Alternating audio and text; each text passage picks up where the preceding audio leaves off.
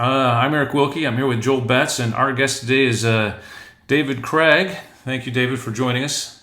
I thought I'd just kick it off first and let you sort of introduce yourself, tell who you are, where you are, what's your field of research, and then we're going to definitely get into the main paper that we're all interested in.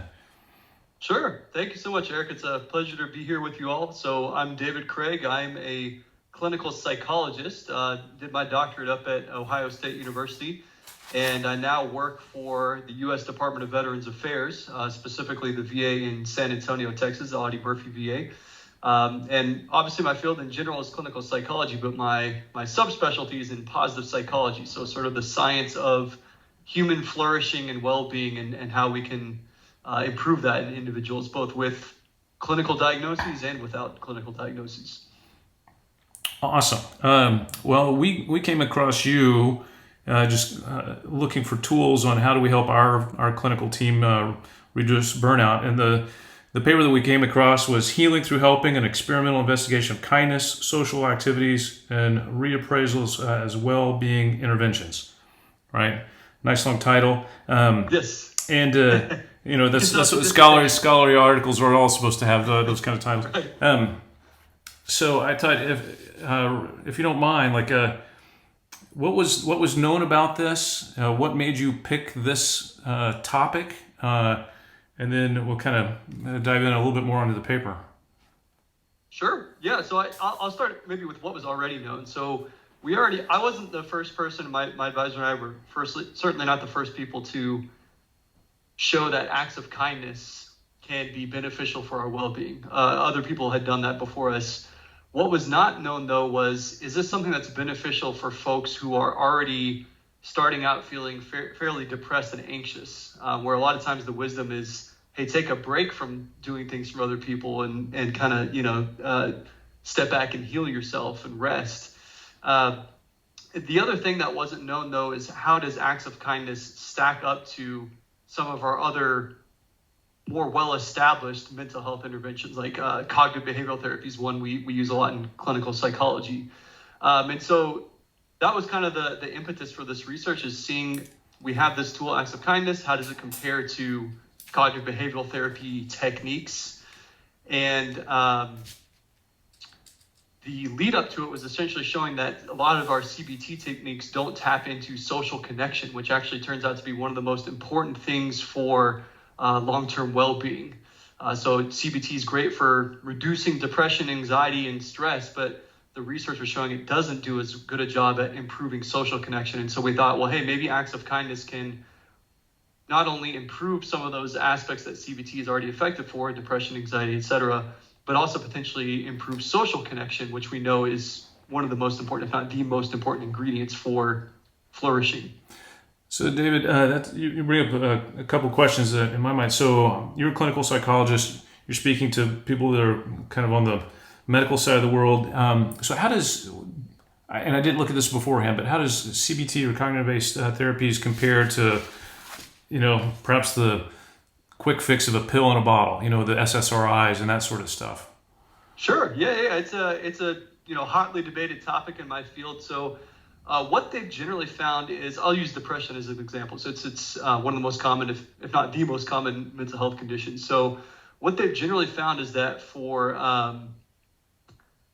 kind of mild to moderate cases of depression, that CBT and say like an SSRI, antidepressant medication, perform comparably well to one another. For more severe cases of depression, there's more of a kind of a debate about whether medication might be more effective or therapy. They're still kind of teasing that apart. But generally what researchers have found is that CBT and medication perform pretty well in the short term. But then if you go off medication, symptoms tend to resurface. Whereas with cognitive behavioral therapy, so long as people continue to use the skills, they can benefit from those interventions even 1 to 5 years after they stop doing CBT. So that's kind of, if there's any advantage to psychotherapy, it's that you're essentially learning life skills that you can utilize the rest of your life. Yeah, that's good. Yeah, the SSRIs, I'm not sure we have full understanding of exactly how that Right. how that completely works. Yeah, and there's whole books, debating the mechanism of that. So. Right, and it's a little interesting too. You talk about the social connection and some kind of the links and importance to that. But right in your study, you had COVID. Yes. Yeah. So having to change methodology midstream, right? That's always kind of, for people to do clinical research, and will show my ignorance on some of my questions, I'm sure, but changing methodology is always one of those.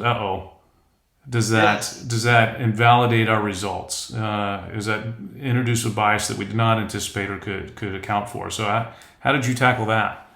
Yeah. As I mentioned, this is my dissertation, right? This is every PhD student's nightmare. A global pandemic shuts down your study.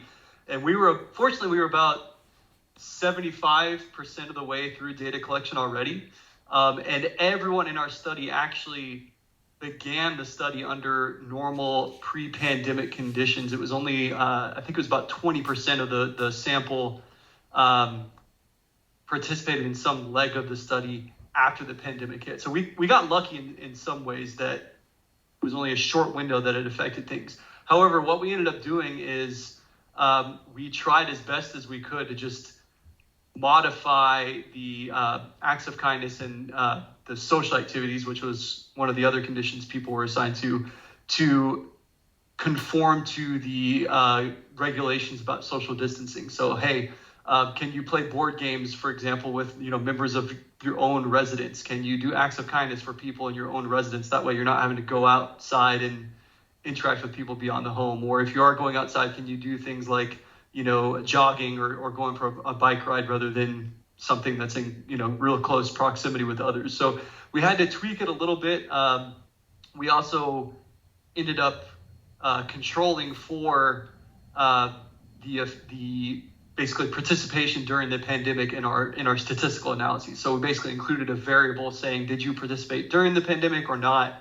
And so we were able to kind of ensure, to the degree possible that didn't contaminate our results. But I think you're absolutely right that there's no fully controlling for a global pandemic on your data collection. Yeah. Reading through the paper and reading through the methods, like I didn't see this. So what did you tell? Like, how did you define act of kindness? So the people that were in that arm, like, how do they know what they were doing was right or wrong, or what parameters did you put forward on them?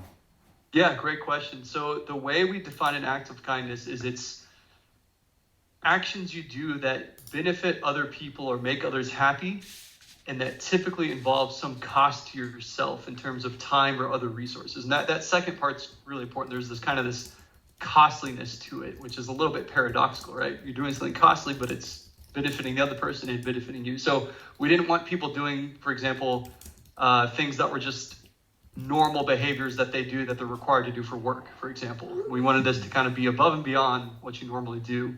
But beyond that, we really left it up to people to decide what to do. So these could be as big or as little as they wanted to be. Most people did just small little things like, holding the door open for someone, baking cookies for a friend, that sort of thing. When they initially came into the lab, we did have them brainstorm a list of different acts of kindness they could do just to make sure that they were actually kind of understanding the instructions properly. And then about halfway through the study, 2 weeks in, we actually called them and asked them to kind of list some examples of things they had done, and just to make sure that they were kind of maintaining faithfulness to the instructions. And we would give some corrective feedback if needed, if they were kind of starting to veer off from the assigned instructions. So that was a way of kind of tightly controlling the experimental design there. Did you find any people that were incorporating this into the workplace at all? And I know that's a little bit touchier because there's a lot of rules and regulations, written and unwritten, about what's appropriate in the workplace. Sure. But that's one thing that we're looking at specifically is how this just seems to make intrinsic sense. I mean, I read your study, And that night I talked to my wife over dinner about it. Just earlier today, I talked to my 19-year-old daughter about it. It just makes sense that doing good leads to more good. But, I wonder about how to incorporate that into the workplace. Yeah, great question. So I think that could actually be an interesting avenue for future research. So we've got all the data from our 122 participants where they actually listed every week what they did. And I admittedly have not combed through all of those free text responses, but I know that people mentioned like giving kind of like words of affirmation to colleagues, for example, right? Just giving kind of compliments without expecting anything in return. Writing little sticky notes to a roommate or a coworker, just kind of lifting them up, that sort of thing. And so some of the participants in our sample were college undergraduates, so they weren't working, many of them just yet. But I think you could easily take these findings and extend them into the workplace. So I know, for example, I mentioned I work for the VA, and one of the initiatives they've started is hashtag VA gratitude, where they have a whole automated email system where you can go in and designate a recipient, a coworker at the VA, and just kind of pick a kind of a canned like greeting card that says like, I'm thankful that you did this thing. If they went above and beyond for some little, task that helped you out, you can send a message in, and then it automatically alerts their supervisor too. So it gives them a nice little kudos. And so that's one example I'm thinking of kind of taking this principle, extending it into the workplace. And I know when I've gotten that from someone, it's such a small act on their part, but it's like, man, I really needed that. I just had a rough session with a client or something. I really needed that. Or, and then I've gone out of the way to try to do that too. It takes 2 minutes, but it can make a world of difference to someone else. Well, the funny thing you said, Joel, one of the things Joel does, and he's talking to, he's a regional medical director, he's talking to our medical directors. It's just like, hey, on your next shift, just find one person that's just doing nothing heroic, just something normal that's good, and just tell them thanks, that they're recognized and they're appreciated. It just takes you seconds. And Joel, some of the results that you had from that. Well, it's just funny, we work in a field where, and I'm sure psychology is very similar at least in the clinical part, where you're just kind of expected to do what's right all the time, and you're expected to care for people and all that kind of thing, which is of course what we do. But getting called out on it, getting recognized for it is a different thing. And some of the feedback we got, and these were not big, like these weren't award ceremonies or anything. This is just an email or a note or a verbal thank you. Was people say, well, I've worked in medicine for 10 years and I've never been thanked for anything before by a colleague, or these kind of things. And it's just funny, that little bit of effort just reaps, it seems to be like tenfold, the energy in that engagement. So we've been really trying to push that quite a bit, and I think we've got some good traction on it. I was just talking to a doctor just the other day, and he's not one of our leadership, he's just one of our regular docs, but he was saying, I'm trying to work that into every shift to where I can call one person out and tell them they're doing a good job. And I think that's a pretty good goal. Can't give constant positive feedback all the time, but that's a good goal to shoot for. I love that. And, that just again touches on, in our study, we told people these can be little things. And the vast majority of people did little things. These weren't, I don't know if y'all have seen that movie Pay It Forward from way back in the day, right? Where, people are giving away their cars and stuff like that. We're not talking about massive, heroic efforts, just that tiny little thing. It takes 2 seconds. It doesn't add any stress or energy to your workload, but it absolutely makes a difference. Those little things add up. So David, I wondered that you both bring up something that I don't know if there's answers to this, but and I don't know how to measure what's a small act, what's a big act. Is there a difference on the outcomes? Both for the person doing it, I guess. That's we're looking at the just burnout in a sense, not necessarily the effects to the others doing it, but. Is there any data that you're aware of? This it's a hard question, but does the size of the act matter? Yeah, no, I'm actually not aware of anyone who's directly tested that question. I know that they've looked at that little acts matter, but I don't know if they found that big acts matter more.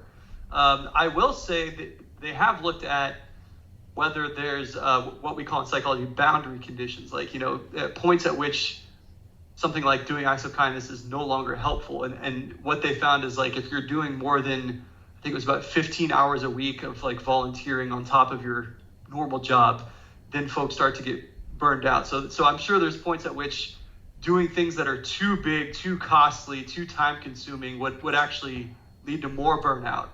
And so I think that's why I love this idea of just doing little things that are sustainable throughout your day. Yeah. But I don't know. I imagine that the recipient might like it if you gave your car away to them or something. That's right. Yeah. I have accepted donations, by the way, for you. That's right. I'll get in trouble with the PA if I said that. I'm kidding. Well, the data that we have, this is a big kind of Medscape sort of thing. They look at burnout among all the different specialties. In emergency medicine, where we sort of live, is currently at the highest rate, about 60%. So if you had, a close relative, a brother, sister, spouse, who was in the medical field and really struggling with burnout, knowing what you know from your side of the science, what would you tell them to do? Yeah, so I'm thinking of a couple of points. So I think one natural intersection with this is the literature on caregiver burnout. So that's something I'm a little more familiar with, which is looking at folks that have caregiver roles for people with chronic illnesses. And what they found in this literature, and I imagine it's the same with physician burnout too, is that there are really two main factors that go into whether someone burns out. And that's one, do you perceive that this care that you're given is something that is freely chosen? In other words, do you feel like you have autonomy in doing this, or do you feel like this was a task that's just been kind of thrust upon you? The second thing is, do you perceive that your care is effective? And so if someone thinks this is thrust upon me, I don't want to be doing this, and what I'm doing isn't making a difference, that's when we see the burnout happening. In contrast, if someone thinks that, like, hey, this is sort of my choice to do this, or I value doing this, I'm a person who values giving care to this person and sort of being loyal to them, and I'm making a difference, then that little shift in mindset seems to be protective against burnout. And I imagine it's similar in the medical field, where it can get easy to think that you're no longer making a difference, especially in the ER with what you guys see with death and just horrible acts of violence and everything else. And so that little shift in mindset, reminding yourself consciously, hey, at some point at least, I chose to go into this field, right? This is my chosen life pursuit. I have autonomy here. And then what I'm doing, even if it doesn't seem like it today, is effective. It's making a difference. The other thing that comes to mind is just there's a famous TED Talk by a psychologist named Kelly McGonigal about stress. And what she talks about is some research showing that stress isn't inherently a bad thing, but rather it's, again, our mindset of how we view stress. So if we see stress as something bad, an enemy, something that is hazardous for our body that we need to get rid of, then what do you know? It turns out to be bad for our body, leads to early mortality and all this stuff, right? But if instead we go into these situations thinking that stress is our body's way of mobilizing our resources to prepare us, to thrive, to succeed in this difficult situation, again, that little shift in mindset seems to be protective against the negative health effects of stress. So again, I think that these little shifts in mindset amongst physicians could really help, just kind of seeing that, okay, yes, I'm stressed out, but that's my body helping me out, to deal with these demands. What I'm doing is effective, and what I'm doing is, at the end of the day, I am choosing to do this. I chose this over something else in life. And then, of course, the last bit I'll say here is that the importance of self-care. I've started to learn as a doctor, like when I start to develop cynical thoughts or things like that, I know, okay, I need to take a day off. Even if it's short-term cost, like my clients are going to be better served in the long run if I end up taking a day off. I know that's not always possible at the demands of our institutions, but to the extent possible, just listen to your body, take a day off, see a counselor if need be. I've seen a counselor before when I was going through something stressful, and a surgeon wouldn't do surgery on themselves. So I think doctors, oftentimes we try to, white knuckle our way through things. So that can be important too, just getting someone to talk to. Yeah, I think emergency medicine can rival most specialties or most things in life for the level of cynicism, like the gallows humor and everything. Like,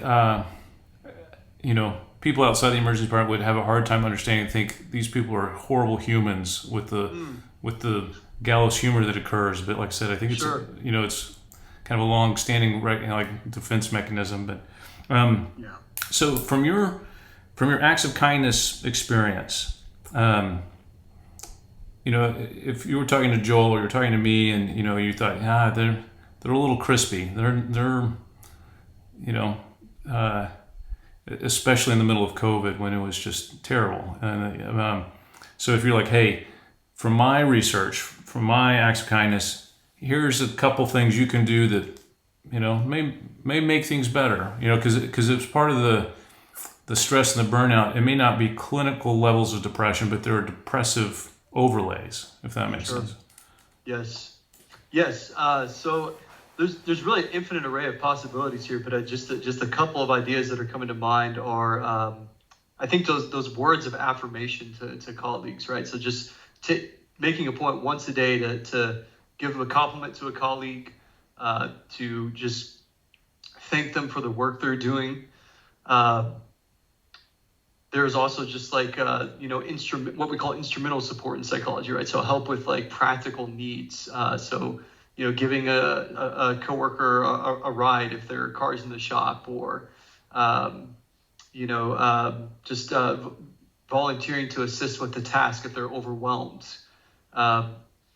And I think some folks might hear this and think, well, I've got enough on my plate, if I do something for someone else, it's just going to add to my stress load. And it's understandable why you think that, but the research really shows, again, that the opposite tends to happen with these little acts of kindness that you're doing for others, that it actually tends to lower your stress level. In fact, there was a famous study looking at people who had been bereaved of their spouses. And what they found was that people who engaged in more volunteering and acts of kindness towards others in their period of bereavement actually had much lower rates of depression.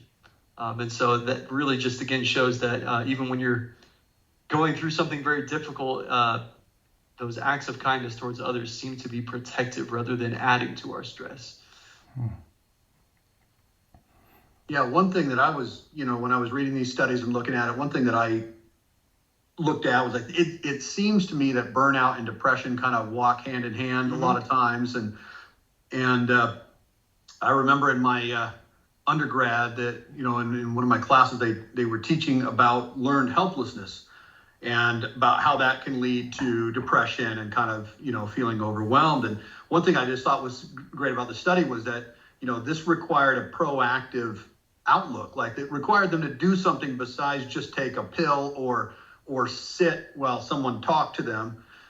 They had to look around and say, okay, what can I do? I need to find an act of kindness today. And they were kind of under the clock, and that's the feedback I get when I first talk to some providers about this. It's like, well, what am I supposed to do? And when you tell them, well, it's something small, the feedback I've gotten from a few of these guys is it was a little uncomfortable at first to go up and tell somebody, I appreciate you, or, you know, but then once they got over that hump, it seemed to get easier. Absolutely. So since I published these findings, I've actually started up a group for veterans at the VA based on these results, where specifically for veterans with what we call serious mental illness, SMI, conditions like schizophrenia and bipolar disorder, where oftentimes there is a lot of social discomfort and anxiety. And we encourage people to do these acts of kindness to kind of get them out of their comfort zone. So real quick, research finding that I think is important here. there was this study done up at the University of Chicago by Nick Epley, and they looked at this thing we call egocentric bias, which basically is just fancy terminology that psychologists love to use that refers to this fact that we often take our own kind of anxieties and worries and we project them onto other people and assume other people feel the way we do. So when it comes to doing acts of kindness or even reaching out to someone for a social connection, we assume that other people are going to be as uncomfortable as we are. And they looked at, like, when people sit down on a plane, they found that people are often hesitant to talk to the person next to them because they're afraid that they're going to make the other person uncomfortable, they're not going to talk or what have you. And then when they surveyed the person next to them, turns out that they were hoping the other person would talk to them, but they didn't because they were afraid the other person was going to be uncomfortable, right? So we're often thinking past each other and kind of over-analyzing in our own minds how uncomfortable it's going to be to do this act of kindness. But really, at the end of the day, the other person is just going to be thrilled that you did something nice for them. They're probably not going to be sitting there thinking about how awkward you came off or, you know, how uncomfortable it is or unusual it is. And so bottom line there is oftentimes our thoughts can be misleading in this regard. Mm-hmm. All right. So is there more research on the horizon in the field in this, and what does that look like? Yeah. So I mentioned we're hoping to start doing some research with this group that we've developed for veterans with these serious mental health conditions, mostly characterized by psychosis. But I think another big step that people will start to look at going forward is how do these acts of kindness affect the recipient, which we didn't look at. We just looked at the person doing the act of kindness, but how does it actually affect the person who's on the receiving end? And then if you want to get even more fancy, which psychologists are starting to do now, they look at these kind of ripple effects where, you know, I do something kind for you. How does that affect you? But then also, how does that affect how you interact with me and other people? And so we're seeing how this, you know, kindness can be kind of contagious and ripple throughout someone's social network. And I know some psychologists are actually starting to do that. They call it like a social network analysis, looking at how these interventions spread throughout the community. I think that would be a really great entry point into looking at, for example, bringing this into an ER setting. How does that kindness spread throughout the culture of the institution?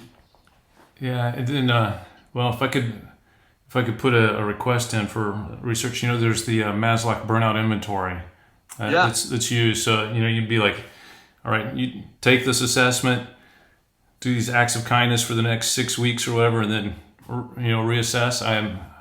I'm guessing I know what the results would be, but it'd be nice to prove it. But I would love to do that. Yeah, that sounds like a great study idea.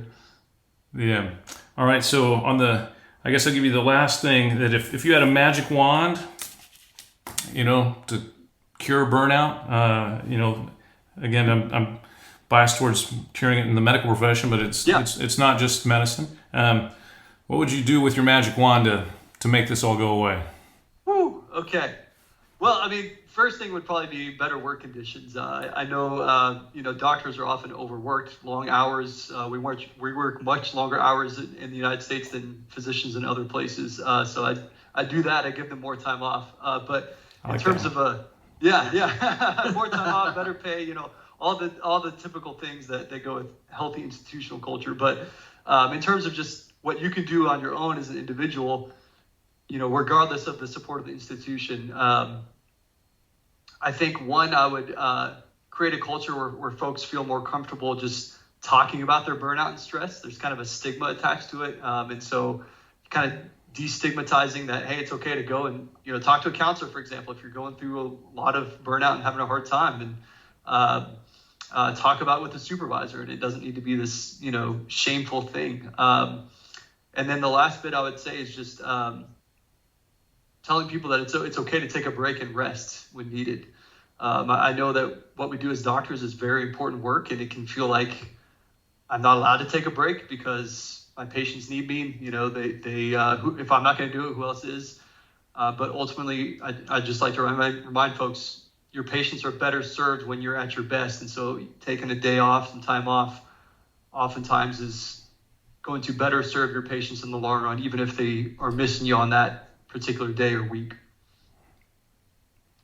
That was a couple of points. That's a big magic wand, but and then tell people thank you every day. There you go. Yeah, I love that. Yeah. Gratitude's actually one of my research areas, so I'm big on the same things. So awesome. All right. Well, I've eaten up about half an hour of your time. I was going to try and be respectful, but Joel, do you have any last things before we get out? No rush. Yeah. No, I just appreciate you taking the time to meet with us, and more than that, I appreciate your focus in this field. I think this is, we tend to get so focused on actual, like, the science, the chemistry, and the interventions, that some of these things that just make intrinsic sense are and we can put that into practice without any drug side effects, without any interactions or anything like that. I think is very beneficial. It's one thing that we can incorporate immediately, and we're going to push out to our guys that we work with, and I hopefully they'll be able to see some real improvement with it. I think they will be. As it turns out, our mothers were right. Yes. Yeah. Go be nice to people. Yeah. There's Yeah. my magic wand answer. Just listen to what your mom taught you, and then you'll be all right. Yeah. All right. Well, awesome. Well, again, David, thanks so much for taking the time. Thank you for your research. Like I said, I think it's a super important topic, and love to get these practical takeaways. Something that's so easy is just saying something nice while you're at work. Opening a door. I love the simple, actionable things that we can do. Yeah, absolutely. It's been a pleasure talking with you both. Thank you. All right. Thanks. Thank you.